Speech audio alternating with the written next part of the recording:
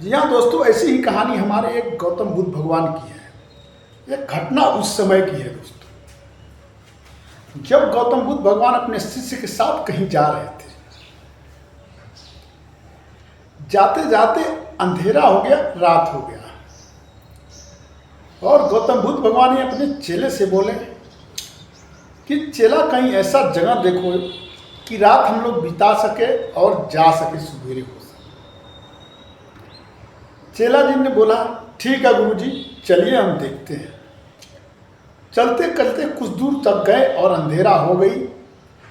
कुछ दूर चेले को एक झोपड़ी दिखाई दी। चेले ने बोला ऐसा बात है गुरु जी, चलिए उस झोपड़ी में हम लोग चला जाए और विश्राम किया जाए। गौतम बुद्ध भगवान ने बोला ठीक है चलो। उन्होंने दोनों लोग गए और उसके झोपड़ी में घुसे और झोपड़ी में देखे, और वो भी जो झोपड़ी वाला था देखकर बहुत खुश हुआ जो हमारे घर मेहमान आए। उन्होंने उनको बैठाया और पानी उन्हें पिलाया।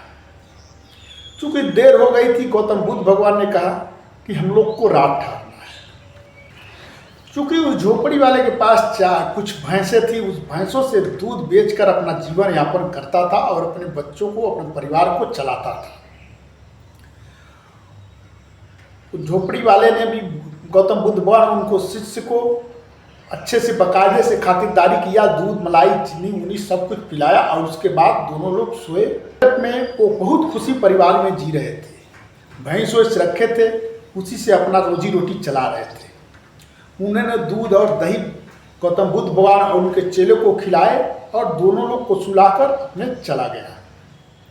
काफ़ी रात हो चुकी थी। गौतम बुद्ध भगवान ने रात को उठे और उसके घर के चारों ओर चक्कर लगाए, पर्यावरण वातावरण को देखे, और देखकर आकर अपने चेले से बोले चेले उठो, चेले उठो, हम लोग को अब चलना चाहिए। चेला ने उठा और बोला ठीक है गुरु जी। गौतम बुद्ध भगवान ने बोले ऐसा बात है चेला, इस झोपड़ी वाले के गाय और भैंस को खोल दो और उन सबको भगा दो। चेला ने बोला अरे गुरुजी मरवाएंगे का, इतना अच्छा से खातिरदारी किया, इतना अच्छा से रहने के लिए जगह दिया, आप इसके भैंस को ही भगाने जा रहे हैं। क्योंकि गुरु का आदेश था। चेला ने बोला नहीं गुरुजी, हम लोग को पाप लगेगा।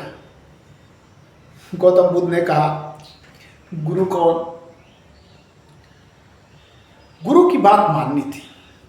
चेले ने भैंस को खोला, गाय को खोला और छोड़ दिया, और गाय भैंस दोनों भग गई। और उसी रात को चेले और गुरुजी गौतम बुद्ध भगवान भी रात को ही भगे गए और दोनों भग गए। और रात को भग गए। काफी समय बाद, 2-4 साल के बाद दोस्तों, फिर से गौतम बुद्ध भगवान और उस चेले ने उसी रास्ते से गुजर रहे थे। चूंकि रात पुनः होने वाली थी, गौतम बुद्ध भगवान ने देख लिया कि वो समझ लिया कि हाँ यही जगह, जिस जगह हम लोग 2-4 साल पहले ठहरे थे। उसने अपने चेले से बोला कि देखो कहीं रुकने वाला जगह हो तो हम लोग रुका जाए और सुबह चला जाएगा, चूँकि काफ़ी रात हो चुकी थी। उसी रास्ते जाते जाते फिर से वही मकान मिला, और चेले ने बोला ठीक है गुरु जी, ये बड़ा सा बिल्डिंग जो दिख रहा है, चलिए उसी में बात करते हैं, उसी में रुका जाएगा। चूंकि रात हो गई थी, गौतम बुद्ध भगवान ने वहां गया और वो आदमी ने देखते ही गौतम बुद्ध भगवान और उस चेले को पहचान लिया, और चेला भी उस आदमी को पहचान लिया। चेला तो डरने लगा कि अब तो ये छोड़ेगा नहीं आप।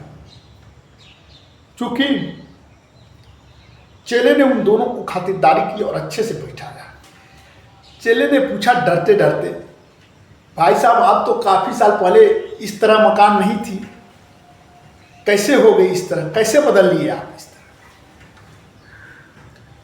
तो उस झोपड़ी वाले ने जवाब दिया गुरुजी, बहुत दुख का सामना करना पड़ा, क्योंकि आप लोग जिस रात यहाँ तक रुके थे, उसी रात में हमारी भैंसिया भाग गई छोड़ा के, और सुबह उठे तो आप लोग भी नहीं थी, हमारी भैंसिया भी नहीं थी। हम बहुत आश्चर्य में पड़ गए, कम से कम मेहमान थे वो भी नहीं मिले, और भैंस अब क्या मैं करता। पीछे के जो पड़ी मकान थे पीछे के जो मेरा पूरा खेत था जो बंजर पड़ा था और कोई चारा नहीं था, मैं उसी पर मेहनत किया और उस पूरे खेत को जोता बोया और उपजाऊ बनाया। और कुछ ही साल में धीरे धीरे धीरे धीरे पूरा, चूँकि कुछ साल ये करता रहा, धीरे धीरे मेहनत हमारी रंग लाई और अच्छे से फसल उगने लगे। मैं उसको शहर में बेचने गया और अच्छा खासा आमदनी पर मिला और धीरे धीरे हमारी सब परेशानियां दूर हो गई, हमारा घर द्वार बन गया, सब कुछ हो गया। अब हम लोग खुशी से रहने लगे। चेले जी ने गुरु जी की बात को समझ लिया कि गुरु जी ने ऐसा क्यों किया था। तो दोस्तों, इस कहानी से हमें यह सीख मिलती है कि हमें कंफर्टेबल जोन से हटना होगा और घोर मेहनत करनी पड़ेगी। जब तक हम लोग मेहनत नहीं करेंगे तब तक हम आगे नहीं बढ़ पाएंगे। गौतम बुद्ध भगवान की सीख हमारे जीवन को प्रेरणादायक बनाता है और हमारे जीवन में इसी तरह आगे बढ़ने के लिए